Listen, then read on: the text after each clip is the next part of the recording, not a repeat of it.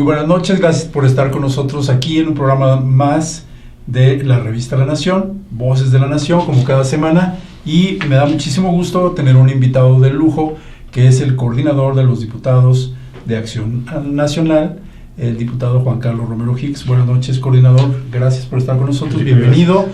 Y digo que de lujo porque es un hombre de ideas, un hombre de principios, un hombre de valores, que ha defendido muy bien a México desde la Cámara de Diputados. Gracias, Juan Carlos. Y bueno, nos reúne hoy la idea de platicar sobre el primer año de gobierno. Y quisiera yo empezar, diputado, con la siguiente pregunta. El presidente nacional del PAN, Marco Cortés, cuando le preguntaron los medios, oiga, ¿cómo califica el primer año? Y la palabra de Marco fue decepcionante. Dijo, ha sido un año decepcionante en varios sentidos. ¿Cómo lo califica el coordinador parlamentario de Acción Nacional? Encuentro la misma palabra, es decepcionante. ¿Por qué decepcionante? Porque si uno establece primero lo que prometió el presidente, segundo lo que las personas esperaban y los resultados, del dicho al hecho hay un inmenso trecho. Hay que reconocer que el presidente captó una votación considerable, obtuvo el 53.19% de la votación, aunque tomando de 1 a 100 con el padrón completo de casi 90 millones, obtuvo el 37%. Y hay que matizar sin quitarle legitimidad. No, sin quitar méritos, ¿no? Sin quitar que 2 de cada 3 mexicanos no votamos por él. Entonces, por ejemplo, cuando dicen obtuvimos 30 millones de votos, sí, pero 60 millones no votaron por él. Ahora, el presidente hizo muchas promesas y el hecho es de que hoy no estamos mejor. Sí, y de manera muy directa hay temas muy claros. Primero, la seguridad. En todos los indicadores estamos peor. Sí, sí. Segundo, la economía no crece. Somos probablemente el único país del mundo en donde con 0 crecimiento el presidente festeja. Sí. Porque dice que está redistribuyendo el ingreso. Por cierto, en su libro de la economía moral, dice que es una gran derrota para México estar a niveles de Haití, y la verdad es que las palabras se le regresan, porque hoy Haití está en 0, igual que nosotros. O sea, dice que es una vergüenza, pero pues estamos igual que Haití. Haití está en 0% de crecimiento. Y si no hay crecimiento, no hay ahorro, no hay inversión, no hay recaudación, no hay capacidad de respuesta del gobierno. Un país dividido, ¿no, Juan Carlos? Yo, también un poco lo que decías, un presidente que llegó con un amplio respaldo popular, porque hay que reconocerlo y es una democracia, y así fue. O sea, un presidente que llega con ese apoyo, yo no entiendo cómo no llevar a México a mejores cosas. O sea, al contrario, yo estoy viendo que estamos retrocediendo. Es un presidente de ocurrencias. Sí, sin embargo, como que tiene 2 velocidades. Uno, la ocurrencia, desde la mañanera, adaptando la realidad a sus ideas, en donde él tiene sus datos, y un presidente que, con todo respeto, no lee, no escuche, no convoca, no concilia, pero cómo regaña. Y divide. Y no ha asumido su papel como jefe de gobierno y como jefe de Estado. Voy a dar un concepto personal, no es de manera institucional. Le llamo la nueva Trinidad. Primero, es el líder de una secta que es el cuatroteísmo. Porque las personas quieren creer en alguien y él captó la insatisfacción. Ese es un mérito de él. Segundo, es el actor único, exclusivo y principal de una campaña política que no termina. Y tercero, hasta hace unos cuantos meses, era el dueño de una franquicia que es Morena, que no es partido político, y que ahora tiene sus crisis y se están exhibiendo cada vez más de manera pública. Entonces, la primera velocidad es la ocurrencia, y la segunda es el diseño perverso estratégico en donde quiere permanecer, y está haciendo una serie de propuestas institucionales y legales para ir más allá de un sexenio. Lo dice Levitsky, el politólogo de Harvard, en donde establece estos 4 momentos muy claros. Ahora, si esto nos llevara a mejores cosas, pues qué bueno, pero a ver, la seguridad, vámonos a la seguridad. simplemente el día que cumplió un año de gobierno, 127 homicidios. O sea, es un país que vamos de mal en peor. Hace unas semanas, de manera muy lamentable, fuimos la portada de la revista The Guardian, con más de 125 muertes por día. Tenemos un país ensangrentado. Y eso se tiene que reconocer. Luego hay un tercer tema, aparte de la inseguridad y de la economía, y es la falta de atención a la pobreza y a la desigualdad. Ningún país del mundo ha salido de estos problemas mediante dádivas, y lo que está haciendo es entregar dádivas a segmentos que sí merecen atención. El caso de los jóvenes, los adultos mayores, las personas con discapacidad. Pero lo que han promovido, y lo denunció México Evalúa hace varias semanas, son programas sociales por más de 400 mil millones de pesos, sin reglas de operación, sin padrones públicos. Nosotros denunciamos porque Mario Delgado nos estaba diciendo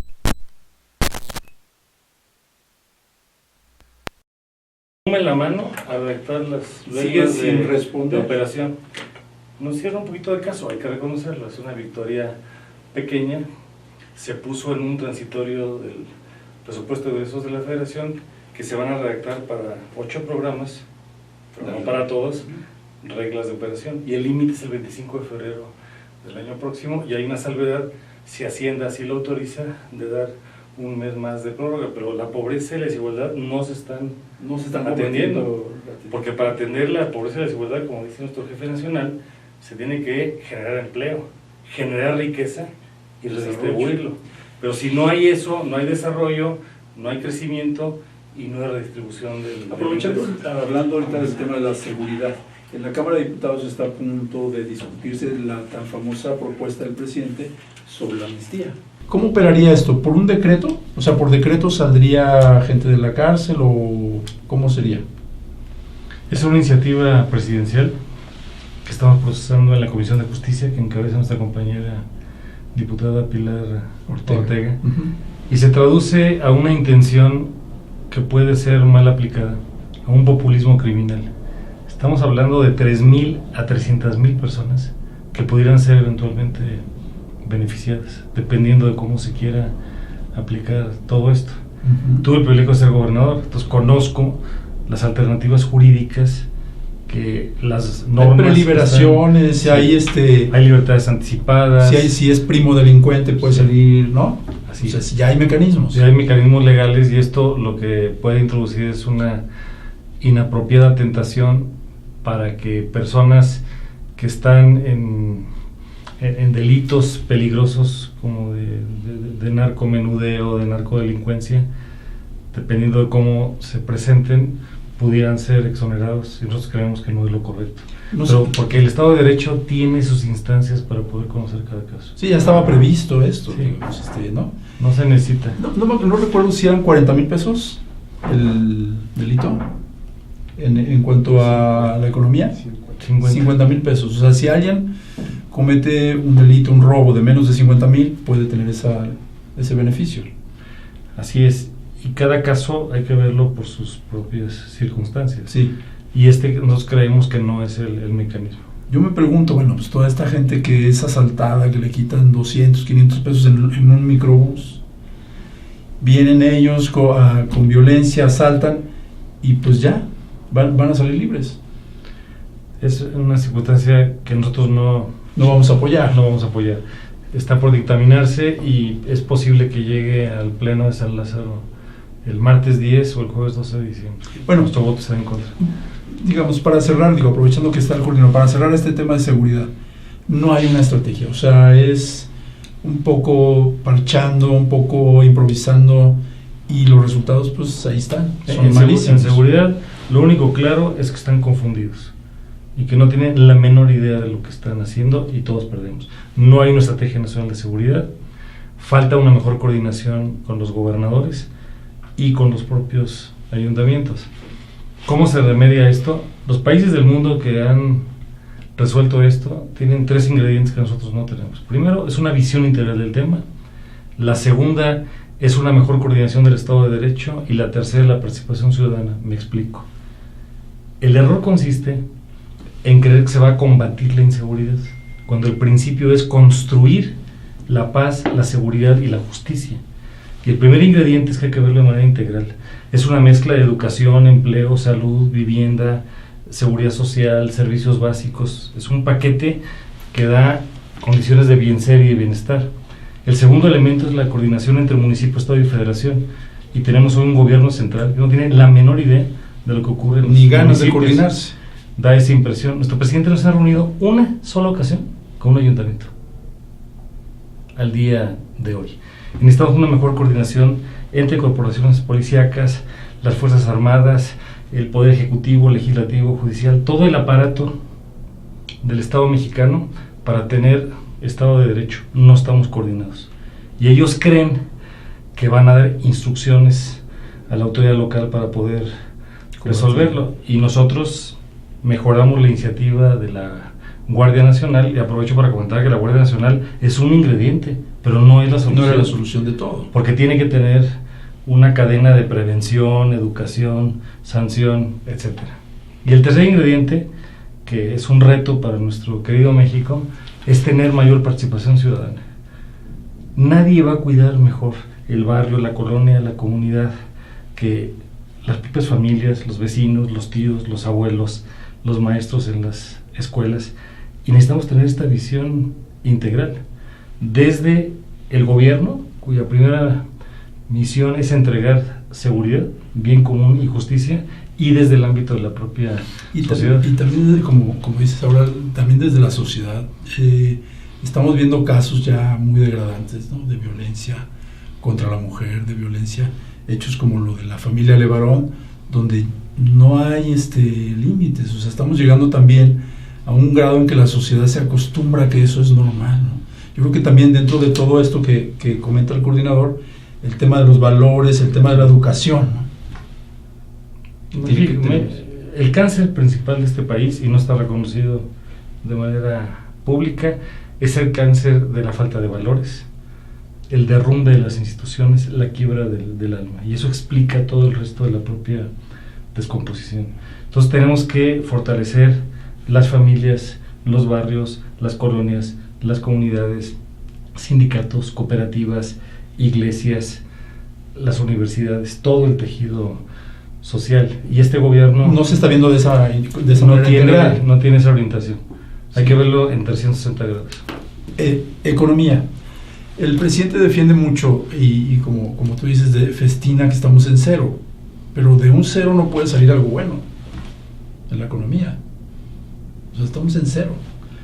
Pues basta solamente con preguntarle al abarrotero, al micro, al pequeño, al mediano, al empresario, al restaurantero, a cualquiera si hoy estamos mejor, y la respuesta es no.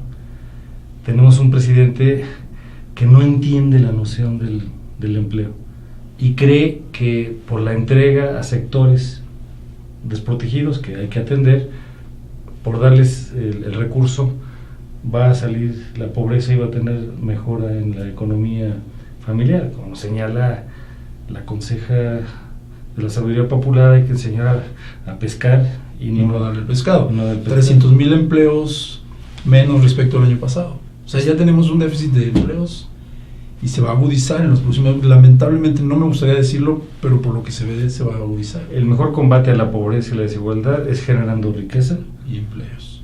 Y eso va a través del empleo y a través, entonces sí, de la distribución Y siempre va ligada la economía con la violencia, con la seguridad. Sí, porque donde hay desequilibrios personales del alma y del espíritu, llegan las tentaciones. Sí. Entonces aparece la violencia. Va ligado al tema de la economía. Y para que haya inversión se requieren al menos 7 ingredientes. Primero, un buen sistema educativo. Y acaban de entregar a la mafia el poder. Sí, horrible. Y se convirtieron en el poder de la mafia a ciertas partes de los sindicatos. De los sindicatos. No generalizo, a unas partes. 2, mejor salud. Y acaban de desmantelar el seguro popular. Tercero, se necesita más ciencia, tecnología e innovación, y no tienen la menor idea de lo que es el tema de la innovación, sobre todo para promover el crecimiento, el desarrollo económico. Cuarto, más infraestructura. Y lo único que tiene en su cabeza nuestro señor presidente son sus proyectos, y no hay infraestructura para los municipios, ni hay infraestructura para los estados. Entonces están tirando al caño el dinero en la refinería de Dos Bocas, en la mala ubicación de un nuevo aeropuerto, y de un tren que... en un tren que es como un tren llamado Deseo. Sí, sí. Siguiente, necesitamos estímulos para la inversión, y finalmente un cuidado del medio ambiente, y todo esto tiene que ir protegido. Lo dejé al final, pero es lo primero, que es Estado de Derecho. Si no hay Estado de Derecho, nadie va a invertir. El ejemplo más claro es el tema de la refinería. Si hubiese confianza, habría inversión privada en todo esto. Pues lo que anunció hace unos días el Consejo Coordinador Empresarial, pues es una dosis de complementariedad, pero no suple la obligación del Estado de construir infraestructura. Juan Carlos, el error de cancelar el aeropuerto sin haber llegado, ni siquiera haber llegado al poder, y ya lo estaban cancelando. Ese fue el primer error que nos va a costar durante generaciones. ¿No? Sí, y nos va a costar polvo, sudor, sangre, lágrimas, tiempo y muchas frustraciones, porque no tiene la noción de que un aeropuerto tiene varias funciones. No solamente es para pasajeros, es para carga, es un tema de seguridad, es un tema que conecta a millones de personas, y estamos a punto de infarto ya, porque los aeropuertos de la Ciudad de México y la zona aledaña están completamente saturados. Turquía, los invito a que veamos el caso de Estambul. Acaba de inaugurar un aeropuerto que parecería, para las ocurrencias de nuestro presidente, parecería de ciencia ficción en la comparación. Es una pena. Necesitamos tener una visión de la infraestructura. Y en ocasiones es pública, en ocasiones es privada, en ocasiones está en mezcla. Necesitamos generar un entorno que propicie la mejor inversión, y eso genera desarrollo, y el desarrollo son como dos alas de un avión, la parte económica y la parte social. Pero si no hacemos los dos, entonces no despegue el avión y no aterrice. Cuando la economía no funciona, lo que ocurre entonces es que la parte social se convierte como una ambulancia que va recogiendo a los heridos, y aquí no conectamos en la parte económica y en la parte social. Entonces no hay una visión del desarrollo, muy lamentable. Un aspecto que también va ligado precisamente a la parte social. ¿Cuál sería tu balance sobre todo el tema social? Ya lo has comentado un poco, el tema de la salud, el tema de la educación. Igual, muy decepcionante, o peor, desastroso. El presidente está atacando instituciones, y la institución que se diseñó para el caso mexicano, que es el Coneval, asaltó el Coneval, quitó al titular de manera irresponsable, y lo están queriendo someter para que las mediciones de la pobreza sean manipuladas a modo. Y lo mismo ha querido hacer con otros órganos autónomos, bajo este principio de yo tengo otros datos.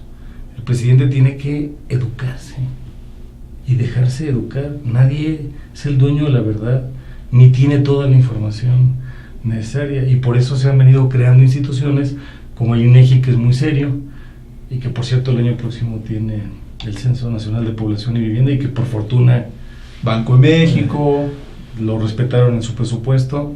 Al Banco de México no lo ha tocado, el presidente no controla los mercados, y está consciente de que esa parte no puede ni debe intentar manipularle, pero otros órganos recibieron menos presupuesto. El INE, el Instituto Nacional Electoral, de la previsión que iba en curso, les quitaron 1.700 millones de pesos.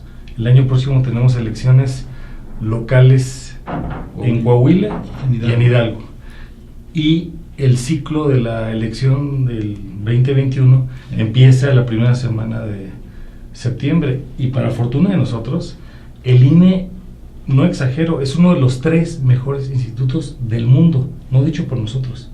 Es un caso ejemplar mundial, en donde a través de muchos ensayos y errores nos dimos circunstancias muy valiosas, como por ejemplo circunstancias que no son comunes al resto del mundo: la credencial con fotografía, el padrón con fotografía en la casilla, los vecinos cuidando la casilla misma. Fuimos prácticamente los primeros del mundo. En la elección de 1997, yo era consejero del IFE en ese momento para la parte estatal de mi entidad en Guanajuato, con el programa de resultados electorales preliminares, para ir verificando sección por sección, casilla por casilla, cómo se estaba dando cada uno de los resultados. Pero a nuestro presidente parece que le incomodan las instituciones que le hacen contrapeso. Entonces, en el tema de la pobreza va a haber dificultades, porque cuando se empieza a hacer la revisión integral de las variables para avanzar en la pobreza, va a faltar los datos. Los datos no nos van a dar indicadores de que vamos avanzando y vamos a perder todos. Bueno, digo, como yo lo he comentado aquí varias veces, de verdad, coordinador, a mí me gustaría decir que las cosas van bien, pero ya que entramos a hablar de cada tema, pues mal. Un tema que usted maneja muy bien, que tú manejas muy bien, que es el de la educación, igual fue un retroceso. Sí, ayer salieron las pruebas internacionales de PISA y estamos en la cola de los países de la OCDE. Sí, como dice Marco, no es que estuviéramos bien, pero vamos hacia atrás. Sí, el presidente tiene una gran credibilidad, y eso es de reconocerse. En números grandes todavía de la población se presenta como una persona austera. Los fines de semana viaja a las entidades federativas, pues no escucha. Él habla el 99% del tiempo. Él debería de escuchar más y hablar menos. Esa es una tentación de la clase política. Por cierto, ¿dónde están los bots? La granja de bots, ¿dónde tienes la granja de bots? Qué irresponsable. El presidente dijo que el coordinador tenía una granja de bots para atacarlo. Uno de los mejores tweets lo hizo un amigo periodista ¿Qué decía? Francisco Arroyo Vieira, que fue diputado local, federal y senador, y embajador, presidente del Congreso, embajador. Dice, todos sabemos que Juan Carlos tiene una granja con 35 burros y más de 30 perros, pero bots. Sí. Es una responsabilidad. Y nos han venido atacando, nos han venido inventando circunstancias que no son ciertas. Bueno, Juan Carlos, y en esta última parte a mí me gustaría tocar este enfoque. Muchas veces piensan que las críticas que hacemos a lo que está pasando son solamente por ganar ventaja en esto. Y dicen, bueno, pero ustedes, ¿qué proponen, no?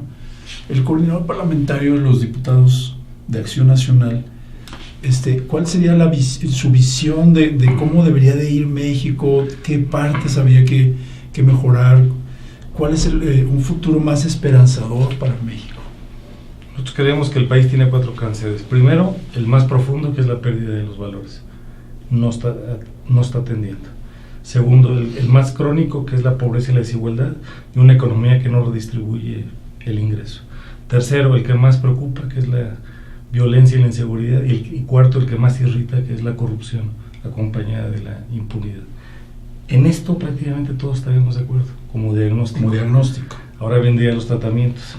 Y en los tratamientos, la parte responsable diría que lo que coincidimos con el presidente lo vamos a acompañar.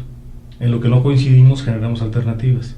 Y donde no logramos coincidencia a partir de las propuestas nuestras, cada quien sigue su camino. Yo invitaría al presidente a que, al igual que todos, nos tenemos que educar en las mejores prácticas, que vea lo que nuestros alcaldes del PAN están haciendo. Son los mejores evaluados del país.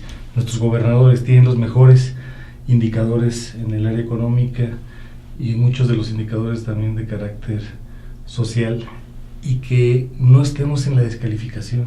La sociedad no quiere descalificaciones, quiere resultados y más resultados. Voy a poner un ejemplo donde hemos acompañado. El presidente propone la Guardia Nacional, dijimos lo vamos a hacer, pero civil, no militar, y le añadimos aspectos que no estaban considerados.